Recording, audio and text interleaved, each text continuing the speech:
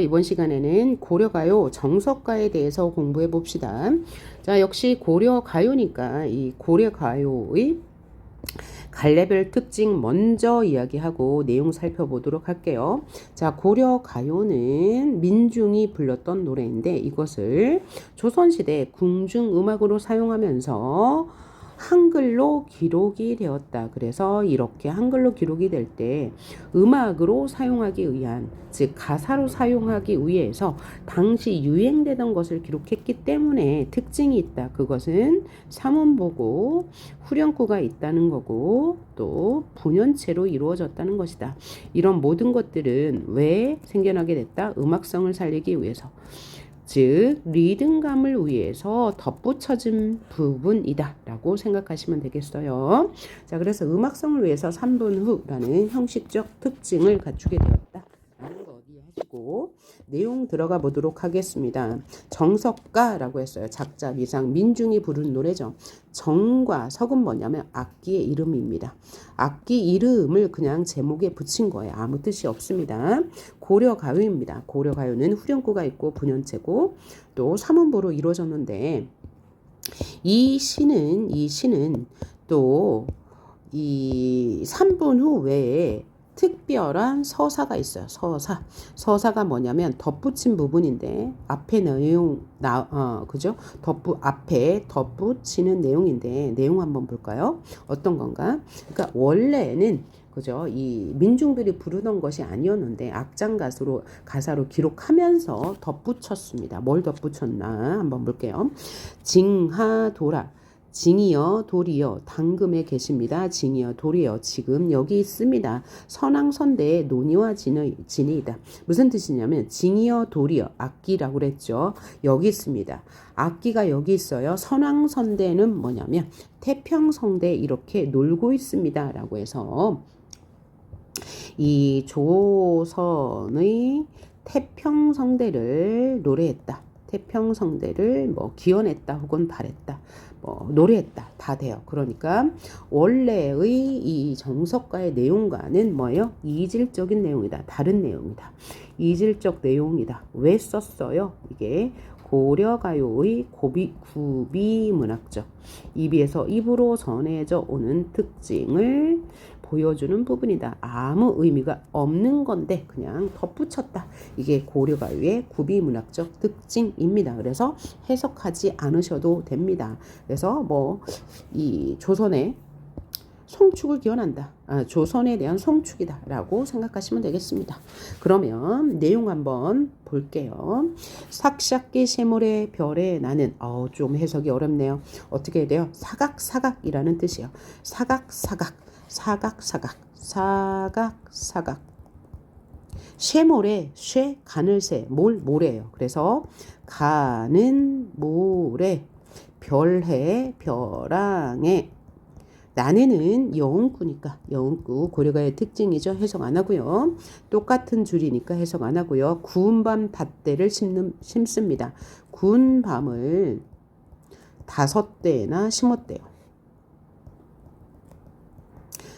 심습니다. 무슨 뜻이요?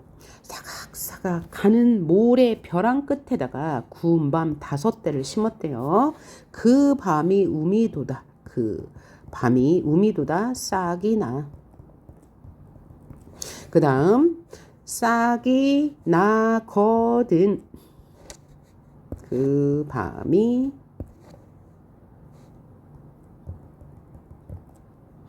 싹이 돋아 나거든. 싹이 돋아나거든. 유덕하신 님과 여유하지나이다. 여의다가 헤어지다 라고 했어요. 그러면 유덕하신 덕이 많으신 님과 헤어지겠어요? 자, 말이 돼요? 말이 안 되죠. 사각사각 가는 모래 벼랑에다가 그것도 구운 밤을 5대 심었는데 그 밤이 싹이 나면 님과 헤어지겠어요? 헤어지겠다는 거예요? 안 헤어지겠다는 거예요? 헤어지지 않겠다는 거죠. 그래서 이 시는 불가능한 상황을 설정했죠. 불가능한 상황, 역설적 상황이죠. 모순된 상황, 역설적 상황을 설정해 놓고 그것이 뭐 되면 실현되면 임과 헤어지겠다. 헤어질 것이다. 라고 이야기하니까 역설적 상황을 설정하고 나서 임과 헤어지겠다는 거예요. 안 헤어지겠다는 거죠. 그래서 절대 임과 헤어지지 않겠다는 다짐을 보여주는 시죠. 그래서 여기서 알아야 할 표현법은 뭘까요? 역설적 상황을 설정해 놓고 그것이 실현이 되면 헤어지겠다. 본 마음은 뭐예요? 헤어지지 않겠다. 본 마음과 반대로 표현하는 표현법 반어법이죠. 강조하기 위해서 반어법을 쓰는 거예요. 예를 들면 너 참 잘했다. 50점 받고 왔는데 너 참 잘했어 라고 하는 것은 속마음과 반대로 표현한 거죠. 이런 반어법 역설적 상황 설정이라고 알아두시면 되고요. 이와 같은 내용이 계속 똑같이 이어져요. 불가능한 상황 설정해 놓고 그렇게 되면 님과 헤어지겠다. 그래서 역설적 상황과 반어법을 통해서 임과의 영원한 사랑을 다짐하는 시다. 영원한 사랑 다짐. 이 시의 주제예요. 그러면 여기 유덕하신 님과 여유하지니이다. 이 유덕하신 님과 여유하지니이다 똑같이 나타나니까 후렴구죠. 그래서 이 시는요. 다른 고려가요는 이 후렴구가 아무 의미가 없고 사실 주제와 전혀 관련이 없는 내용인데 이 시만 유일하게 주제와 연결되는 후렴구가 있다. 주제와 관련되는 후렴구라는 것이 특징입니다. 자, 다음 연을 볼게요. 똑같이 역설적 상황을 설정해 놓고 그렇게 되면 나는 님과 헤어지겠어요 라는 영원한 사랑을 다짐하는 주제와 관련 있는 주제를 강조하는 후렴구가 있습니다. 자, 한번 해석해 볼게요. 옥으로 연꽃을 사교이다. 옥을 소재로 연꽃을 새겨요. 새깁니다. 옥에다 연꽃을 새기고 바위 위에 심습니다. 접두 이어 붙입니다. 라는 뜻이죠. 옥으로 연꽃을 새겨서 그것을 바위 위에 이어 붙이고 나서 그 고지는 뭐냐면 그 꽃이 그 옥에다 새긴 그 연꽃이 3동이 피어서야 3번 피거든. 님과 헤어지겠어요. 뭐예요? 나는 님과 절대 헤어지지 않겠다. 역설적 상황 설정. 그 다음에 임에 대한 영원한 사랑 다짐으로 이어지고요. 4연도 똑같아요. 무쇠로 털릭을 말아. 뭐냐?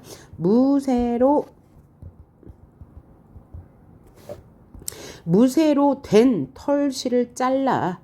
그 다음 철사로 주름을 박아. 철사로 주름을 박아. 뭐 한다는 얘기일까요? 주름을 박아. 그 옷이 다 헐어야. 그 옷이 다 헐어야. 그러니까 무슨 상황이에요? 화자가 지금 옷을 만드는데 그 소재는 무쇠고요. 그 다음에 철사로 주름을 박고요. 그 옷이 다 헐어지면 유덕하신 님과 이별하겠어요. 불가능한 상황 설정. 임에 대한 영원한 사랑을 그죠? 다짐하는 노래고요. 그 다음에 무쇠로 큰 소를 가져다. 무쇠로 된 큰 소를 카우죠. 어우 하는 소를 데려다가 털수산에 놓습니다. 여기서 털은 뭐냐면 철이에요. 철로 된 산에 놓고 그 소가 철로 된 풀을 먹으면 이란 뜻이에요. 먹어야 인과 이별하겠습니다. 역시 불가능한 상황 설정, 임에 대한 영원한 사랑 다짐 이고요. 다음 연도 똑같아요. 구슬이 바위에 떨어진들. 구슬이 바위에 떨어진들. 끈이야 끊어지겠습니까? 끈이야 끊어지겠습니까? 그러니까 무슨 법이야? 끊어지지 않는다는 강조문으로 설의법 반대의 평서형으로 바꿔주면 돼요. 끈이야. 끊어지겠습니까? 끈은 끊어지지 않습니다. 즈문해. 즈문이 옛말 손 우리말로 천년해. 해가 천년이고요. 즈문이 천이에요. 그래서 천년을 외우고 외로이 여다 지내다. 지낸들. 즈문해를 외로이 지낸들. 믿음이야. 끊어지겠습니까? 믿음은 변함이 없습니다. 라는 얘기죠. 근데 여기가 지금 비유와 상징이 많아요. 봐봐. 여기 이렇게 바위가 있고 여기 구슬이 있어요. 근데 이 구슬들은 뭘로 이어졌어요? 어떤 끈으로 이어졌죠. 이게 이제 끈으로 이어졌는데 이 구슬이 딱 바위에 떨어졌어요. 그럼 바위에 떨어지면 이 구슬은 어떻게 돼요? 깨지죠. 그런데 이 끈은 끊어지지 않아요. 그러면 이 구슬은 뭘 의미하냐? 바로 구슬은 사랑을 의미합니다. 우리의 사랑이 바위에 떨어진다 시련이 오더라도 우리의 끈 인연은 변함이 없어요. 우리의 인연은 영원할 거예요. 천년을 외롭게 지나도 당신에 대한 당신에 대한 믿음은 변함이 없습니다. 역시 영원한 사랑에 대한 다짐이죠. 그래서 얘는 비유법이 쓰였어요. 구슬은 사랑을, 끈은 인연을, 믿음 역시 당신에 대한 나의 변함없는 사랑을 의미해서 표현법도 아주 많은데요. 표현법 뭐가 있냐? 바로 여기 비슷한 문장 구조가 반복되죠. 구슬이 바위에 떨어진들, 구슬이 바위에 떨어진들. 이걸 뭐라고 그래요? 똑같은 구절이 연달아 일어났어요. 대구법이라고 해도 되고요.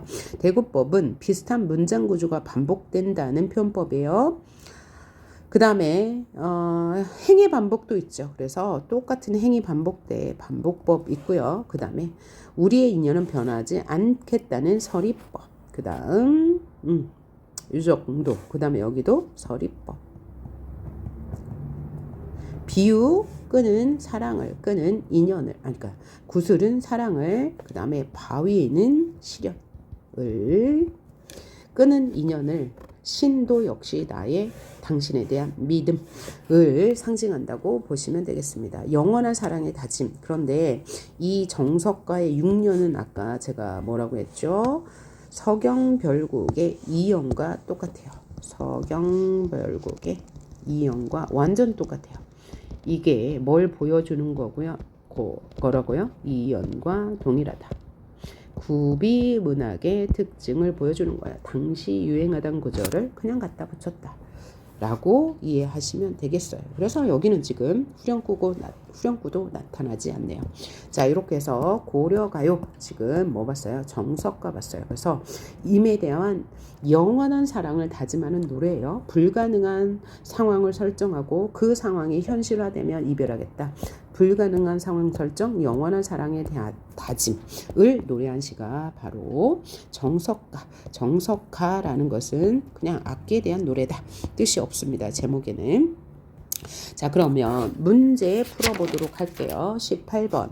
이 작품에 대한 설명으로 적절한 것을 골라라 라고 했어요. 첫째, 의미 없는 후렴구를 반복했다고 했는데 후렴구 반복은 맞지만 의미가 이 시에는 있었어요. 임에 대한 영원한 사랑 다짐. 궁중연회에서 불렸음을 진작할 수 있는 부분 어디 있어요? 마지막 6년에 그죠? 서경별곡과 똑같은 구절이 있고 맨 앞에 송축 부분 1년의 내용과 관계없는 이질적인 내용이 있음을 보고 우리는 이거 고려가요의 특징이네 라고 알 수 있고요. 그 다음 감각의 전이는 뭐냐면 공감각적 이미지라고 해서 하나의 대상을 표현하는데 감각을 다른 감각으로 바꿔서 표현했어. 예를 들면 배춧잎 같은 발소리 타박타박 이라고 했어요. 그러면 화자는 지금 뭘 표현하고 싶은 거예요? 배춧잎 같은 발소리를 표현하고 싶었죠. 발소리를 표현하고 싶었어요. 발소리는 어떤 이미지? 시청, 후미촉 중에 청각이죠. 청각적 이미지죠. 귀로 들을 수 있는 거니까. 그런데 배춧잎이라고 해서 시각으로 전이시켰어요. 바꾸어서 표현했어요. 그래서 청각의 시각화. 표현하려는 것은 하나인데 이미지를 바꿔서 표현했어. 표현 대상은 하나, 이미지는 두 개. 그러면 우리는 감각의 전이 공감각적 심상이라고 합니다. 다른 말로 청각의 시각화라고 해도 돼요. 그런데 이 고전 시가에는 공감각적 이미지가 무조건 나오지 않아요. 그래서 고전 시가에 나오지 않는 표현법, 고전 시가의 표현법이 절대 될 수 없는 것. 그것은 세 개가 있어요. 첫째, 공감각적 이미지. 절대 안 나오고요. 그 다음에 두 번째는 반어. 역설이 잘 안 나오는데 잘 안 나와요. 90%. 그런데 정석가에는 반어와 역설이 나왔죠. 요 정도 알아두시면 아주 좋은 팁이 될 거예요. 그 다음에 리을을 보니까 반어적 표현으로 나왔죠. 유독하신 님과 헤어지겠습니다. 영원한 사랑에 대한 소망을 나타냈다 라고 생각하시면 되겠죠. 그 다음 19번 문제 풀어보도록 하겠습니다. 다음 밑줄 친 시어 중 그 기능이 다른 것은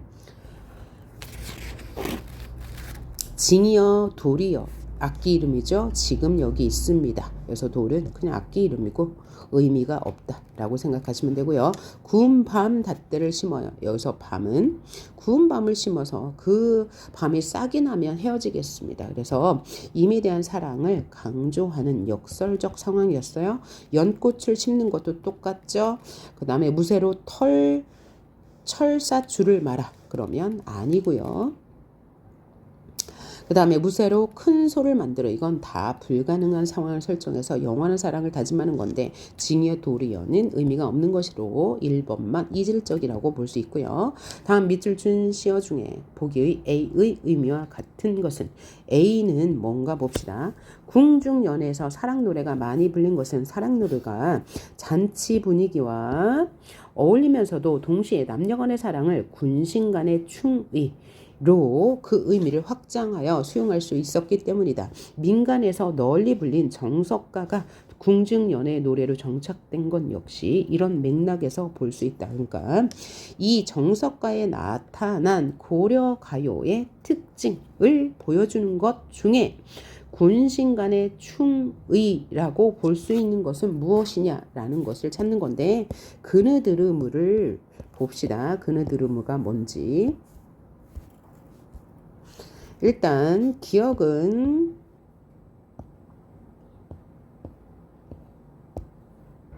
바위, 니은은 떨어지다, 디귿은 인연, 리을, 천년, 미음, 외로이라고 되어 있는데 가장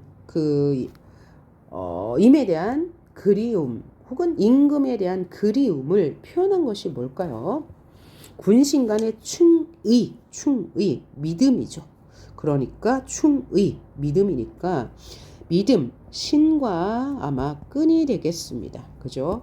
영원한 사랑에 대한 믿음을 나타내는 것, 끈과 신이 되겠습니다. 그래서 디귿이라고 보시면 되겠습니다. 다음 문제 볼까요? 다음 중 발상과 표현이 이 작품과 유사한 것은? 자, 일단 발상은 뭐예요? 역설적 상황 설정이죠. 발상, 생각이란 뜻이요. 특이하죠. 역설적 상황 설정이 이 시의 발상. 특이한 점이고요. 표현은 반어법이에요.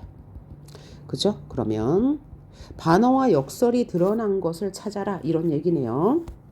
자, 그러면 선지 1번 한번 보겠습니다. 병풍에 그린 황계수탈기. 그러면 병풍에 황계수탈이 있대요. 두 날의 날개를 둥덩치고 펼치고 라고 해석하면 되겠어요. 날개를 펼치고 자른 목을 길게 빼요. 자른 목은 짧은 목이에요. 짧은 목을 길게 빼어 긴 목을 만들어. 긴 목을 에우리어 만들어.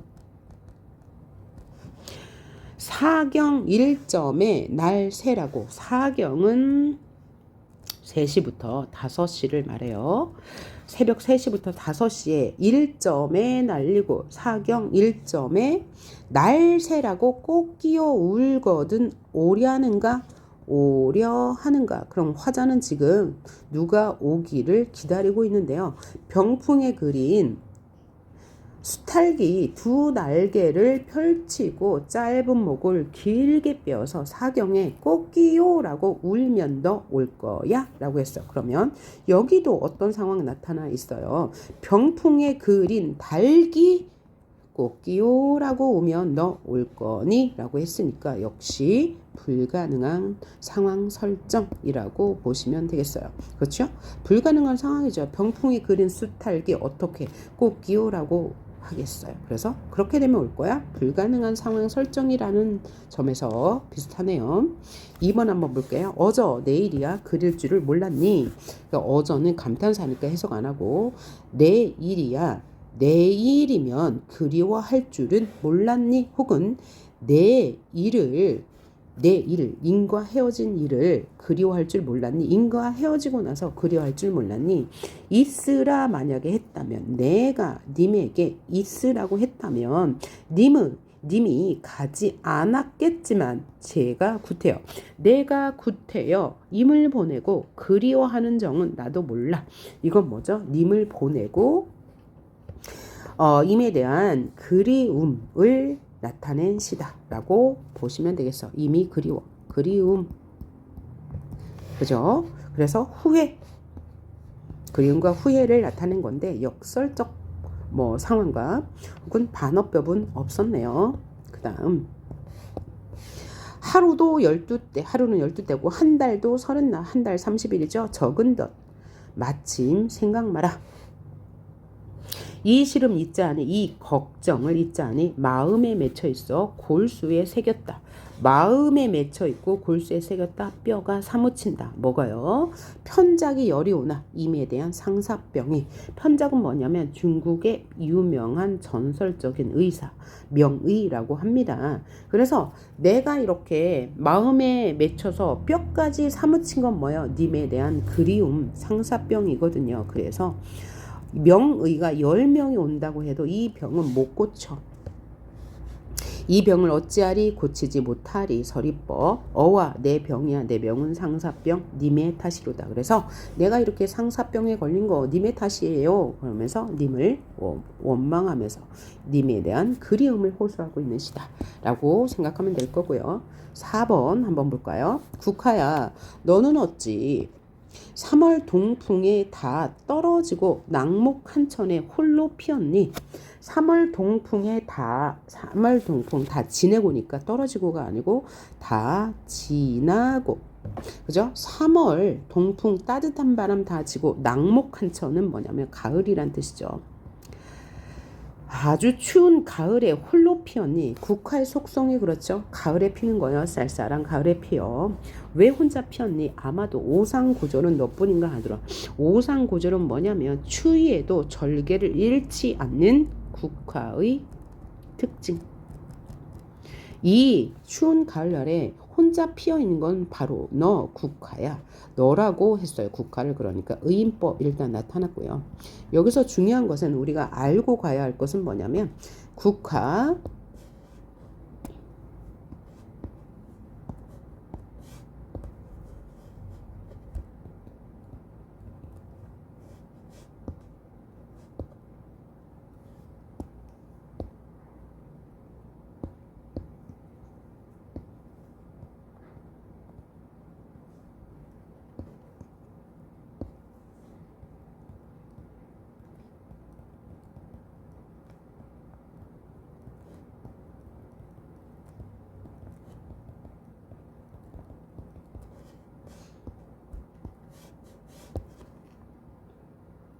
국화, 난초, 매화, 대나무, 소나무는 뭐냐면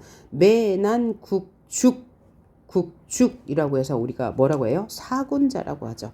사군자는 뭐냐? 군자는 뭐예요? 덕이 있는 사람을 말하고 사는 4가지 덕이 있는 사람. 그래서 얘네는 관습적 상징물이라고 합니다.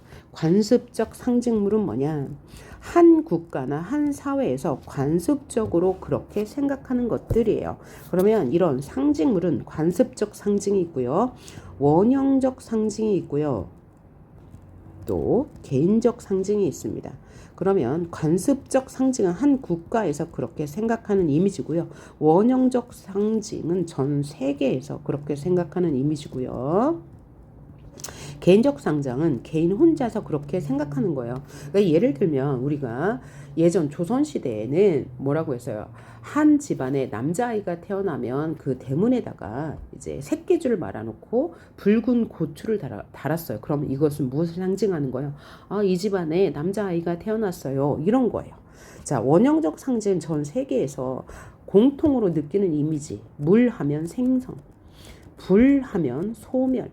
이런 것을 원형적 상징이라고 하고요. 개인적 상징은 화자가 혹은 개인이 뭐 하면 뭐가 떠올라 이런 이미지. 그래서 이 시라는 것은 개인적 상징이 강한 시라고 강한 갈래라고 할 수 있죠. 예를 들면 저는 물 하면 뭐가 떠오르냐면 원형적 상징과 달리 두려움이 떠올라요. 왜냐하면 제가 이제 어릴 적에 물에 빠져서 죽을 뻔한 일이 몇 번이 있었어요. 물놀이 하다가 빠져서 죽을 뻔한 적이 있거든요. 그러면 저는 물 하면 개인적 상징, 뭐가 떠오르는 거예요? 두려움이 떠올라요. 이런 것은 개인적 상징이라고 하는데 매화난초 국화 대나무를 우리 관습적으로 특히 조선시대의 사대부들은 조선의 양반들은 매화난초 국화대나무 소나무를 지조와 절개의 상징물로 보았어요. 그래서 매화난초 국화대나무가 나온다. 그럼 화자는 지금 지조와 절개를 노래하고 있구나. 화자 자신은 충성스러운 지조와 절개를 가진 신하구나 라고 생각하시면 돼요. 그래서 여기서 국화 너는 3월 동풍 다 지나고 이 가을에 추운데 어찌 혼자 피었니? 아마도 추위 가운데 홀로 지조와 절개가 뛰어난 것은 너뿐인가에. 그러면 여기서 지조와 절개는 누구를 상징하는 거예요? 화자 자신을 상징하는 것이다 라고 생각하시면 되겠어요. 그래서 지조와 절개를 다짐하는 시다 라고 생각하시면 될 거예요. 자, 그 다음 시아버니 호랑새요, 시어머니 꾸중새요. 무슨 뜻입니까? 시아버지는 매우 호랑이와 같아요. 호랑이와 같은 새예요. 비유한 거죠. 새에 비유한 거예요. 시아버지를. 시어머니는 꾸중을 많이 하는 꾸중새예요.